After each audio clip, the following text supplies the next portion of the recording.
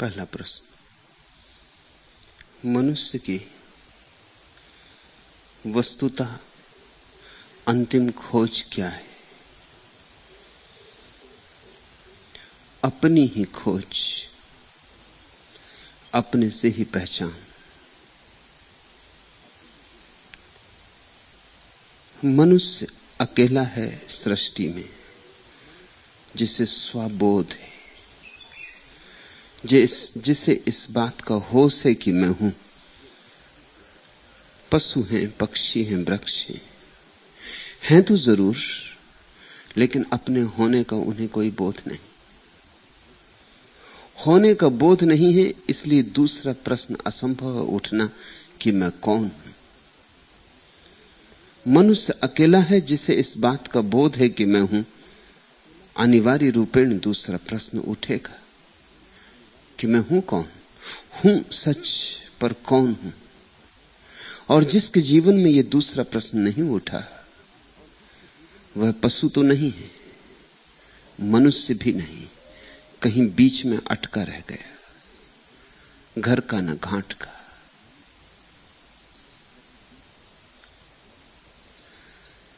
उसके जीवन में पशु की शांति भी नहीं होगी और उसके जीवन में परमात्मा की शांति भी नहीं होगी। वैसा आदमी बीच में त्रिशंकु की तरह अटका सदा अशांत होगा। पशु शांत है, चिंतित नहीं, बेचैन नहीं। चिंता और बेचैनी के लिए जितना बोध चाहिए उतना बोध नहीं। मूर्छा में जिए जाते, बेहोशी में जिए जाते। एक तरह की शांति है, एक तरह का सन्नाटा है, एक तरह की मस्ती है। मूर्छित है, सुंदर है फिर भी। इसलिए प्रकृति के निकट जाओ, सौंदर्य की अनुभूति होती। प्रकृति के पास आओ, सब शांत हो जाता है। मनुष्य के पास आओ, बेचैनी बढ़ जाती। आदमी की भीड़ में खड़े हो जाओ, थक जाते हो। कुछ ना करो तो थक जाते हो। भीड़ से घर लौट के बहुत बार देखा है या नहीं? कुछ गंवा के लौटते हो, जैसे कुछ छीन लिया गया, जैसे लुट गए, जैसे विश्राम की जरूरत आ गई है, थके मांदे टूटे हुए। आदमी इतना बेचैन है कि उसकी बेचैनी की तरंगें तुम्हारे चित्त को भी तरंगित कर जाती। और चारों तरफ भीड़ हो बेचैन लोगों की, तो कैसे अपने को बचा के आ सकोगे? महावीर या बुद्ध समाज को छोड़ के जंगल चले गए थे। उसके पीछे और कोई कारण नहीं था। अशांत लोगों की भीड़ में, बीमार लोगों की भीड़ में, विक्षिप्त लोगों की भीड़ में सार क्या है? जंगल में वृक्षों से दोस्ती बना ली, पशु पक्षियों से नाता जोड़ा, आदमी से नाता तोड़ा। जरा सोचो, आदमी का कितना बड़ा अपमान हुआ है उसमें। ख्याल करो, पशु पक्षी जीत गए तुमसे, पौधे पहाड़ जीत गए। महावीर को उन्होंने बेचैनी न दी, न बुद्ध को परेशान किया। तुम्हारे बीच खड़ा होना मुश्किल हो गया था।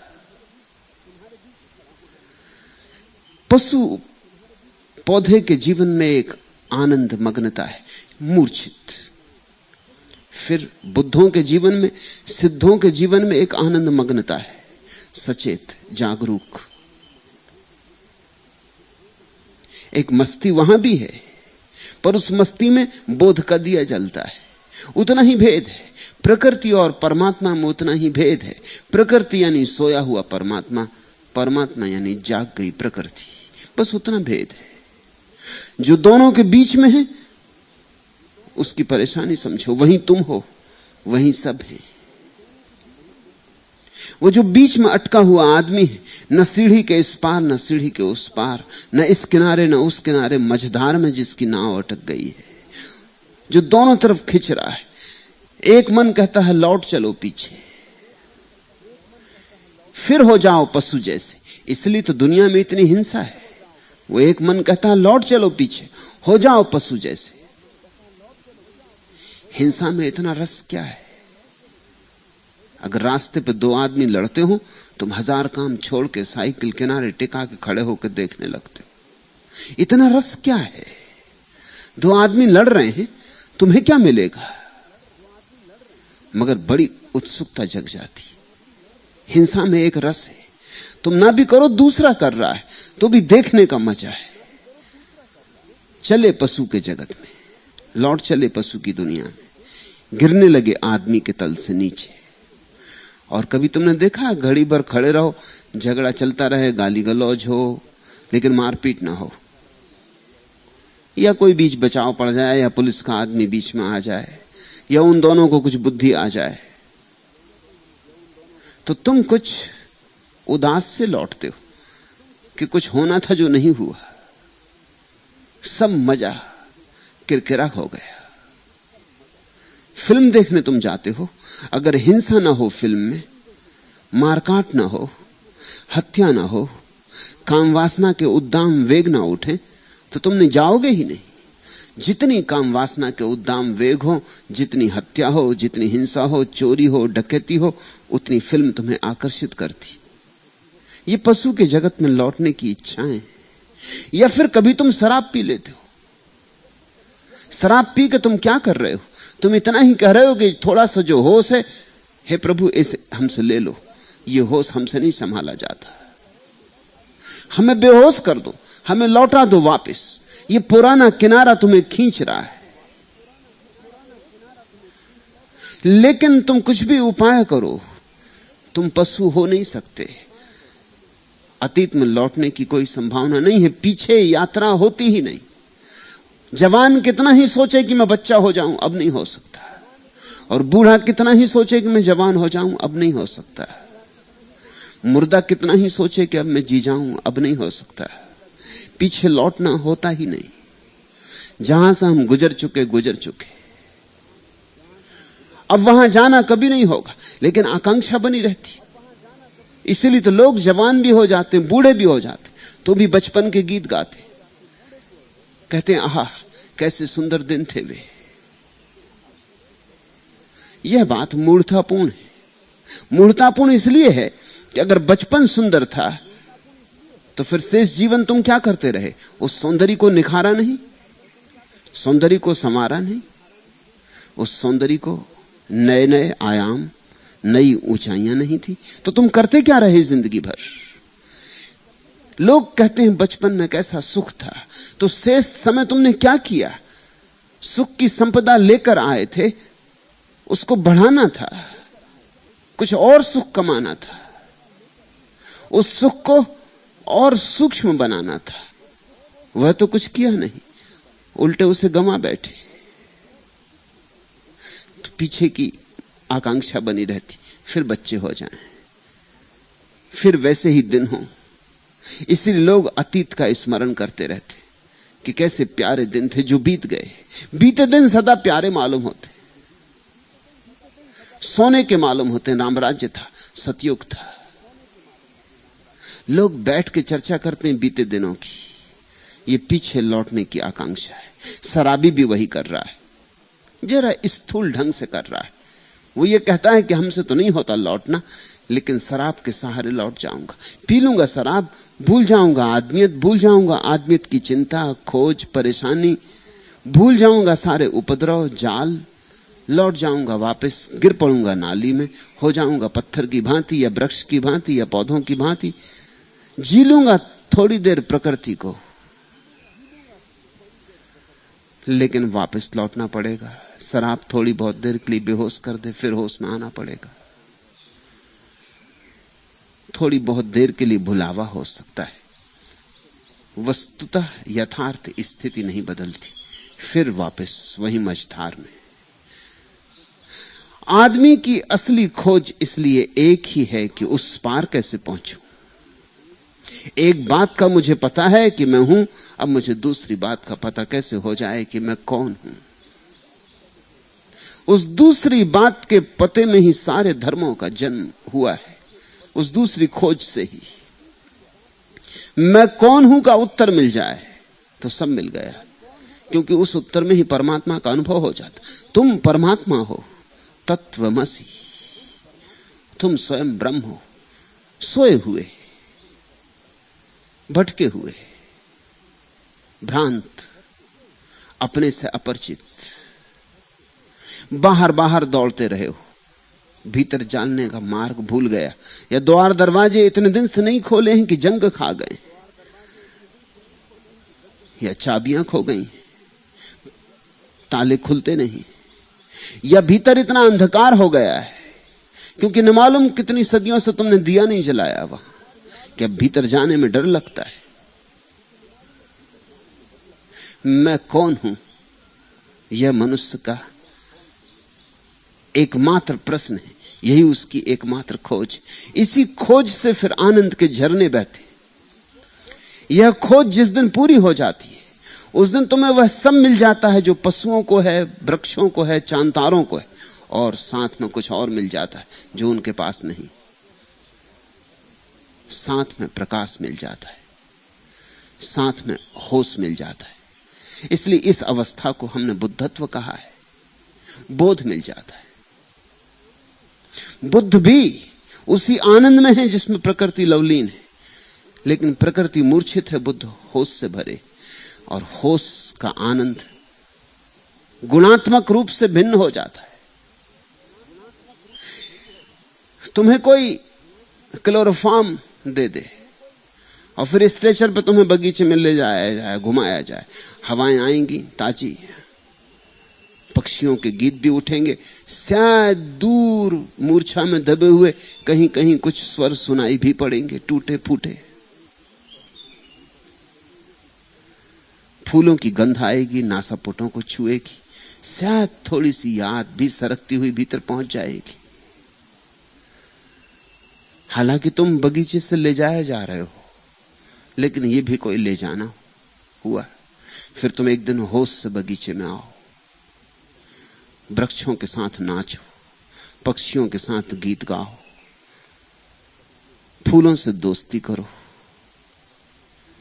नासापुट तुम्हारे सुगंध से भरे, ताजी हवा तुम्हें डुलाए, तुम मगन होकर नाचो उस बगीचे में। वे शीतल हवाएं तुम्हारे तन मन को शीतल करें।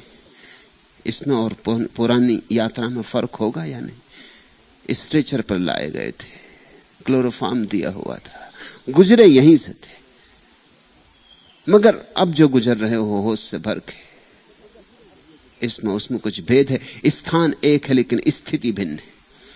इसलिए पतंजलि ने अपने योग सूत्रों में कहा है, सुसुप्ति और समाधि में थोड़ा सा ही भेद है। दोनों ही अवस्थाओं में आदमी परमात्मा में लीन होता है। तुम रोज अपनी गहरी सुसुप्ति में परमात्मा में लीन हो जाते हो, इसलिए तो सुसुप्ति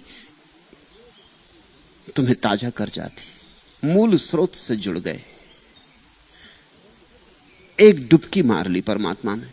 यद्यपि बेहोश है डुबकी, कुछ पता नहीं क्या हो रहा है, लेकिन सुबह जिस दिन रात गहरी नींद आ गई हो, स्वप्न रहित निद्रा आ गई हो, उठ के तुम कहते हो बड़ा आनंद, बड़ी ताजगी, बड़ी जीवंतता, पुनरुज्जीवित हुए जैसे।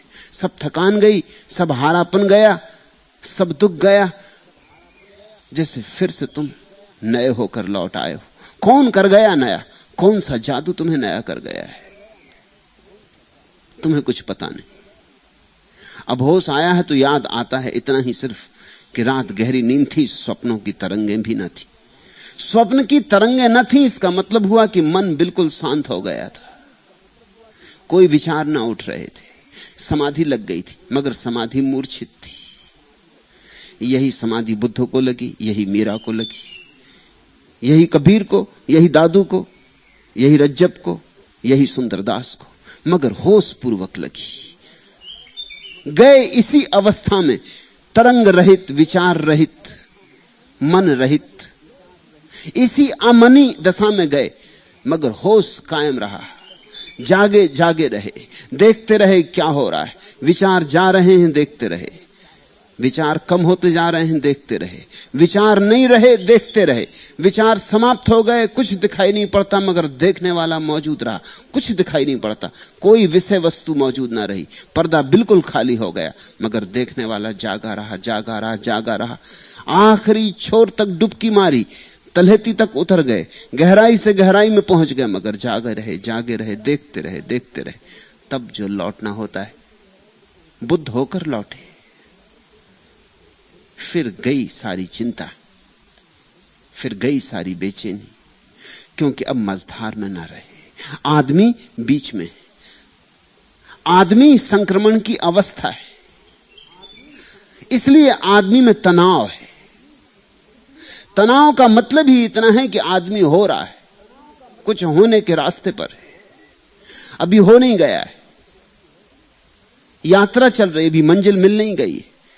इसलिए आखिरी खोज तुम पूछते हो क्या है, प्रथम कहो चाहे आखिरी कहो, खोज एक है कि आदमी जानना चाहता है मैं कौन, मेरा स्वभाव क्या है। उसी स्वभाव को जानने से नियति का पता चल जाएगा, क्योंकि जो स्वभाव है वही नियति है। मेरा मूल स्रोत क्या है, उसे जानने से ही मेरा गंतव्य क्या है यह भी पता चल जाएगा, क्योंकि अंततः मूल स्रोत ही गंतव्य है। और जिसने जाना कि मैं कौन हूं, जिसके भीतर आत्मज्ञान का दिया जला, उसने आनंद भी जाना, सच्चिदानंद जाना। आगोश में आ कि जिंदगानी कर लूं, कुछ रोज खुशी से जिंदगानी कर लूं। एक जाम मैं तरफ पिला दे साकी, फानी है हयात जावदानी कर लूं। जिंदगी क्षणभंगुर है, अब गई तब गई, मौत आती ही चली जाती और अपना पता नहीं, इसलिए मिटने का भय भरा हुआ है। मौत पैर डगमगा रही है। क्या है खोज आदमी की?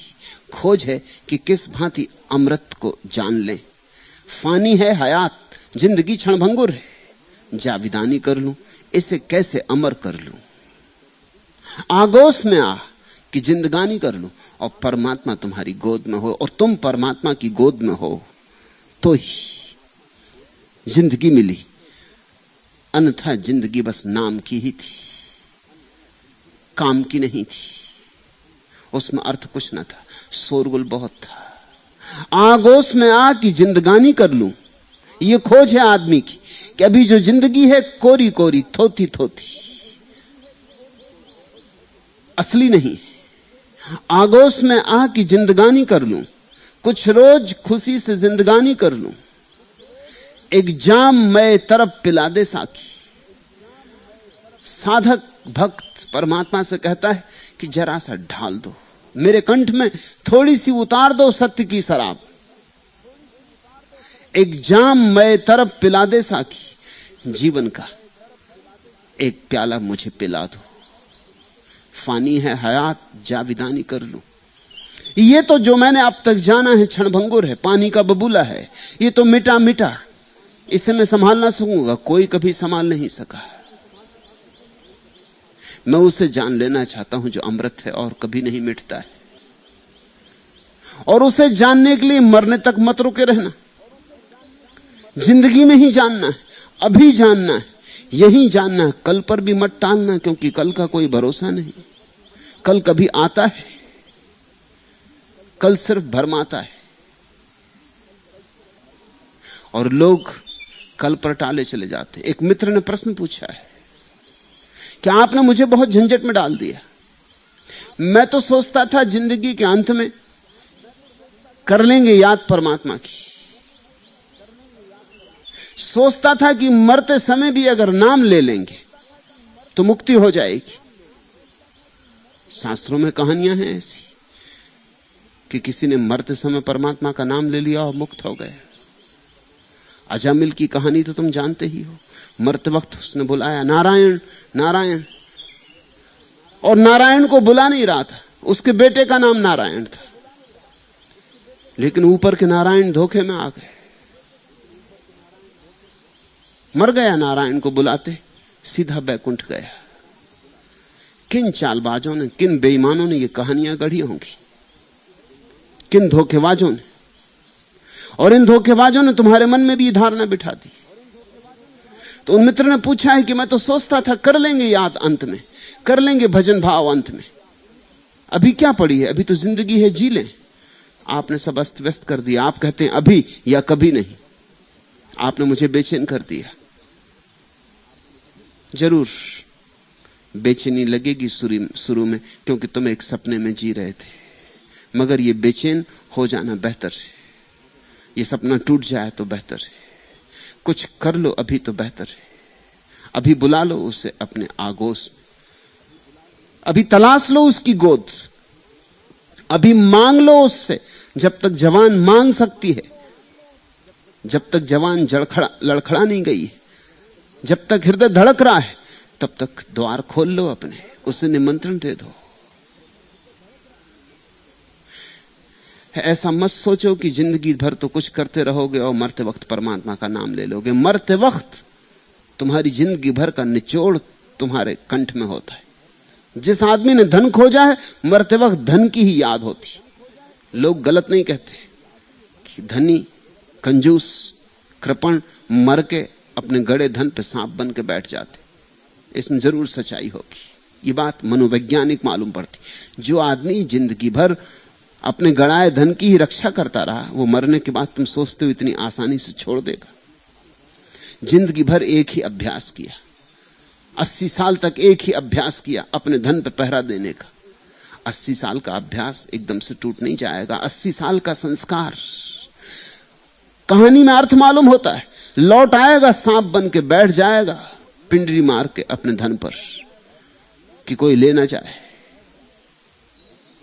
तुमने जिंदगी भर एक काम किया, तुम सोचते हो मरते वक्त एकदम से रूपांतरित हो जाओगे। जिंदगी में बदल ना सके जब शक्ति थी, और जब सारी शक्ति जा रही होगी तब तुम बदल जाओगे। मैंने सुना है एक आदमी था एक गांव में, चंपू नाई उसका नाम था। चंपी करता था, चंपू उसका नाम था। फिर आजादी आई, वो नेता हो गया।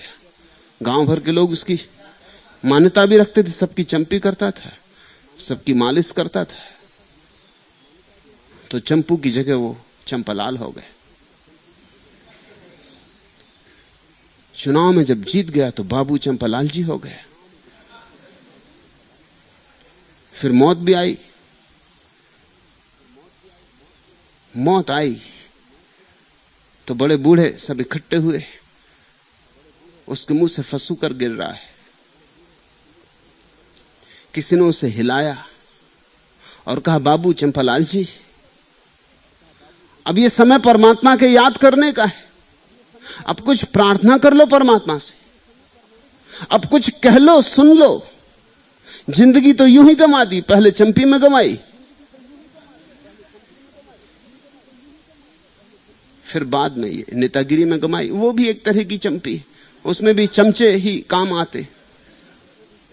ऐसी जिंदगी चंपी में ही गंवा दी, चमचागिरी में गंवा दी। अब तो कुछ परमात्मा को याद कर लो।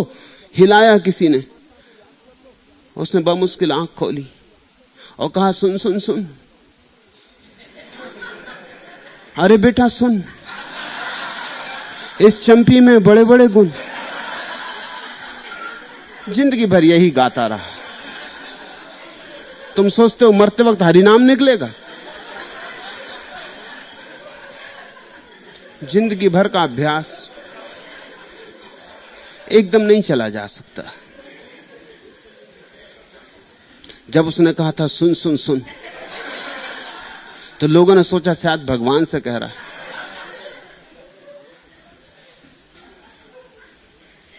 आदमी मरते वक्त एकदम रूपांतरित नहीं हो सकता। रूपांतरण इतना मुफ्त नहीं, जीवन दांव पर लगाना होता है। तो तुम कहते हो तुम परेशान हो गए हो, अच्छा है कि परेशान हो गए हो। भगवान करे इस परेशानी को तुम किसी तरह से समझा बुझा के लीप पोत के मिटा मत देना। अगर तुम परेशान हो गए हो, सौभाग्य है, कुछ करो। इस दुनिया से मैं कौन हूं ये जाने बिना मत जाना। अब रही बात यह कि जाना तो तुम्हारे हाथ में नहीं, जब जाना पड़ेगा तब जाना पड़ेगा।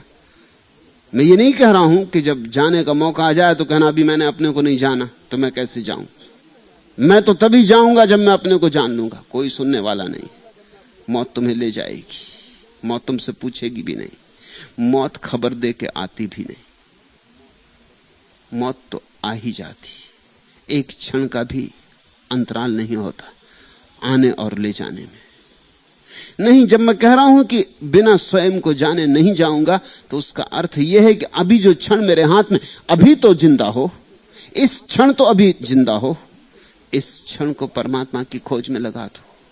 और परमात्मा की खोज से यह मत सोचना कि परमात्मा आकाश में बैठा हुआ कोई व्यक्ति है।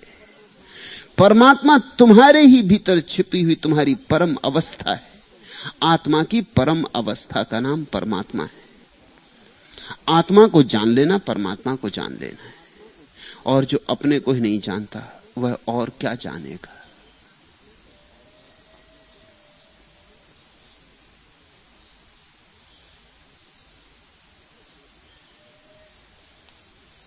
मुझे दे दे रसीले ओंठ, मासूमाना पेशानी, हंसी आंखें, कि मैं एक बार फिर रंगीनियों में गर्क हो जाऊं। मेरी हस्ती को तेरी एक नजर आगोश में ले ले, हमेशा के लिए इस दाम में महफूज हो जाऊं।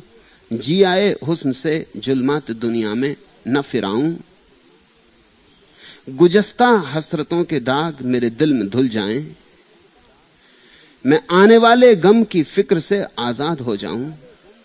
मेरे माजी व मुस्तकबिल सरासर महव हो जाएं। मुझे वो एक नजर, एक जावदानी सी नजर दे दे, एक अमृत की दृष्टि। मांग लो उसे, वह तुम्हारी, तुम्हारा हक, तुम्हारा अधिकार। न मांगो तो नहीं मिलेगी, मांगो तो मिली ही है। न खोजो तो नहीं मिलेगी, खोजो तो तुम्हारे पास ही है। जितनी त्वरा से खोजोगे उतने पास पाओगे। अगर परिपूर्ण त्वरा से खोजो तो इसी क्षण मिल सकती। आत्मा दूर थोड़ी है, कहीं जाना थोड़ी, किन्हीं पहाड़ों की यात्रा थोड़ी करनी, थोड़ी आंख बंद करनी, थोड़े विराम में उतर जाना है, थोड़ी विश्रांति में शरण लेनी, थोड़ी चुप्पी साधनी और सारी चिंताओं के जाल से अपने को हटाकर भीतर देखना है। मेरे माजी व मुस्तकबिल सरासर महव हो जाएं। कहो परमात्मा से कि मेरा अतीत और मेरा भविष्य ये दोनों छीन लो मुझसे, इन्हें डुबा दो। है ही क्या तुम्हारा मन और अतीत की स्मृतियां, भविष्य की कल्पनाएं, इसके अतिरिक्त तुम्हारे मन की संपदा क्या है? ना तो स्मृतियों में कोई जीवन है, अब जा चुका, और कल्पनाएं अभी हुई नहीं। दोनों ना कुछ, इसी कचरे में डूबे बैठे हो। मेरे माजी व मुस्तकबिल सरासर महव हो जाएं। मुझे वो एक नजर, एक जावदानी सी नजर दे दे। बस एक नजर चाहिए, एक दृष्टि चाहिए, एक आंख चाहिए जो अमृत को पहचान ले। यहां दोनों हैं, यहां मृत्यु भी है, यहां अमृत भी है। मृत्यु परिधि पर है, तुम्हारी देह में मृत्यु है, तुम में अमृत है। घड़ा मृत्यु का बना है, पात्र मृत्यु का बना है, क्योंकि मिट्टी का बना है, मिट्टी यानी मृत्यु। लेकिन मर्त्य में अमृत भरा है। नजर के बदलने की बात है। घड़े को ही देखते रहे तो मरते ही रहोगे। घड़े में जो भरा है अगर उसे देख लिया, मृत्यु समाप्त हो गई। और जहां मृत्यु समाप्त होती वहीं जानना कि ज्ञान का अवतरण हुआ, वहीं जानना कि जाना मैं कौन। अमृतस्य पुत्र, तुम अमृत के पुत्र हो। तुम्हारे भीतर परमात्मा बह रहा है प्रतिपल।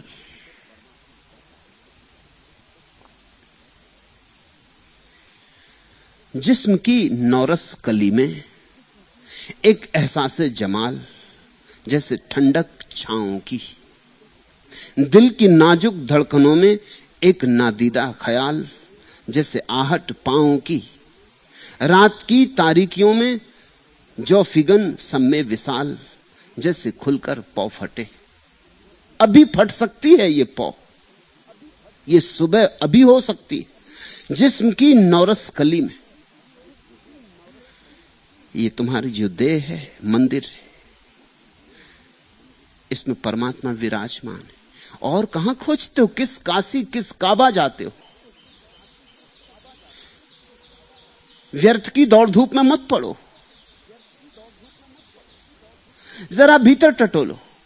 जिस्म की नौरस कली में ये जो देह का फूल है, इसमें ही सौंदर्य छिपा है।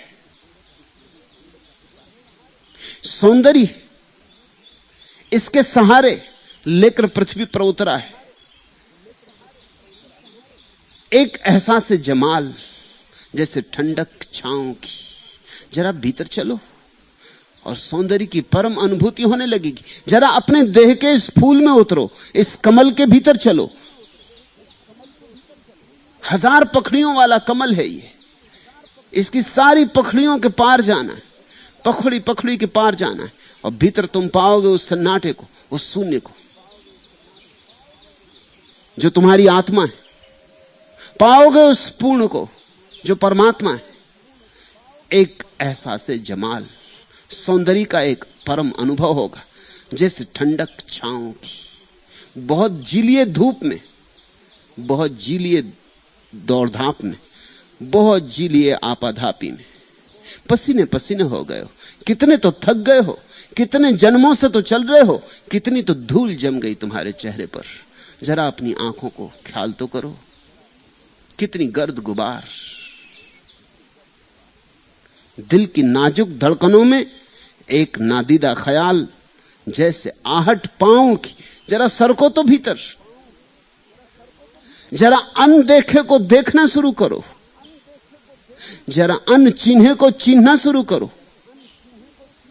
दिल की नाजुक धड़कनों में, ये जो धीमी सी नाजुक धड़कन है दिल की, इसी में परमात्मा की धड़कन भी समाई हुई है। तुम नहीं धड़क रहे हो, वही धड़क रहा है। जैसे आहट पांव की। जरा भीतर सरको तो उसकी पगध्वनि सुनाई पड़ने लगेगी। रात की तारीकियों में माना कि अंधेरा है, और बहुत अंधेरा है, मगर अंधेरा सिर्फ बाहर है, भीतर तो रोशनी ही रोशनी। भीतर तो सदा प्रभात है, बाहर सदा रात है। बाहर अमावस, भीतर पूर्णिमा है। बुद्ध के जीवन में प्यारी कहानी कि वे पूर्णिमा के दिन ही पैदा हुए, और पूर्णिमा के दिन ही उन्हें संबोधि मिली, और पूर्णिमा के दिन ही वे मरे। उसी पूर्णिमा के दिन, एक ही पूर्णिमा बैसाख की। ऐसा हुआ हो न हुआ हो, पर बात अर्थपूर्ण है। पूर्णिमा में ही पैदा हो, पूर्णिमा में ही जियो, पूर्णिमा में ही जगो, पूर्णिमा में ही तिरोहित हो जाओ। यह हो सकता है। भीतर जो देखता है उसे निश्चित हो जाता है। रात की तारीकियों में जो फिगन सब में विशाल। माना अंधेरा बहुत है, मगर भीतर एक दिया जल रहा है, सब में विशाल। एक ऐसी ज्योति जल रही है, जो ज्योति परमात्मा से मिलन की ज्योति है, जो उसके आलिंगन की ज्योति है। रात की तारीकियों में जो फिगन सब में विशाल, जैसे खुलकर पौ फटे, जैसे अचानक बदलियां हट जाएं, सूरज प्रकट हो जाए। ऐसा अचानक तुम्हारे भीतर हो सकता है। इस अचानक की खोज आदमी की आत्यंतिक खोज, प्रथम भी अंतिम भी। और जब तक यह न हो जाए, तब तक अपने को आदमी मत मान लेना। तब तक आदमी मानने की भ्रांति में मत पड़ जाना। तब तक इतना ही कहना कि मैं आदमी होने की तलाश कर रहा हूं, मार्ग पर अभी पहुंचा नहीं। आदमी तो बस थोड़े हुए हैं, कोई बुद्ध, कोई कृष्ण, कोई कबीर, कोई क्राइस्ट, कोई मोहम्मद। आदमी तो थोड़े हुए, बाकी तो सब झूठे आदमी, दिखावा है, वेश है, भीतर कुछ भी नहीं। अनुभव नहीं है तो कुछ भी नहीं। जो है अगर न जाना जाए तो न होने के बराबर होता है। किसी भिखमंगे की जेब में हीरा पड़ा है और वो भीख मांग रहा है, और उसे हीरे का कुछ पता नहीं। क्या तुम कहोगे उसके पास हीरा है? कहने का कोई अर्थ ना होगा। अगर उसे पता हो कि हीरा हो तो भिखमंगापन बंद हो जाए। जिसने अपने भीतर की रोशनी देख ली, इस जगत में वो भिखमंगा नहीं रह जाता, कुछ भी नहीं मांगता, न पद न प्रतिष्ठा, कुछ भी नहीं मांगता। मांगने का सवाल ही नहीं, देना शुरू करता है, बांटता है। उसके भीतर अजस्र स्रोत खुल जाता है, रोशनी बांटता है, आनंद बांटता है, प्रेम बांटता है, ध्यान बांटता है, असली संपदा बांटता है।